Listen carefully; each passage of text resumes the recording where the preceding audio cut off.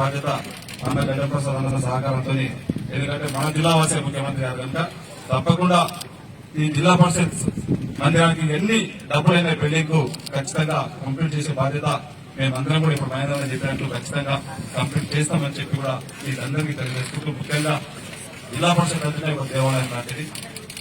మనల్ని ప్రజలు ఎన్నో ఆశలు పెట్టుకొని మనం తెలియజేయడానికి ఒక చక్కటి వేదిక జిల్లా పరిషత్ సమావేశం. ఎందుకంటే నేను కూడా ఒక జెడ్పీటీసీ నుంచి వచ్చిన, జెడ్పీటీసీ అనేది గ్రామీణ ప్రాంతంలో ఏ విధంగా మనము ప్రజల అవసరాలు తీసుకుంటాము, ప్రజల అవసరాలు తీరుస్తామని చెప్పి చక్కటి ఒక దేవాలయం లాంటిది ఈ రోజు జిల్లా పరిషత్ మందిరం ఈ రోజు మనం బిల్డింగ్ స్టార్ట్ చేసుకోవడం మనందరూ కూడా సంతోషం.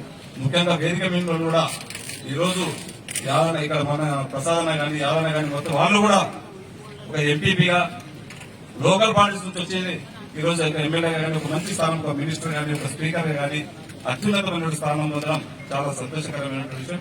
ఎందుకంటే మీకు కూడా ఈ రోజు ఎంపీపీలు జడ్పీసీలు చాలా మంది ఇక్కడ ఉన్నారు. ఒక మంచి అవకాశం మన ప్రజలకు సేవ చేసే అదృష్టం మనకు భగవంతుడు ప్రజల రూపంగా మనకి ఇచ్చారు.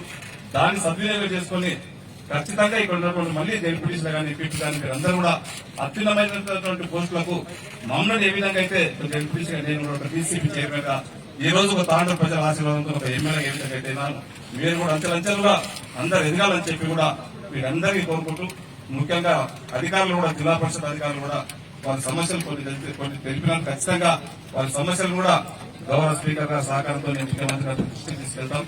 అదే కాకుండా ఇక్కడ ఉన్నటువంటి వారి పిల్లలు ఎవరైతే ఎంప్లాయీస్ ఇక్కడ ఉంటే వారైతే కారణంగా అనివార్య కారణాల వల్ల చనిపోయిందో వారి పిల్లలకు కూడా జాబ్ల విషయంలో చాలా మటుకు ఇక్కడ పెండింగ్స్ ఉన్నాయి.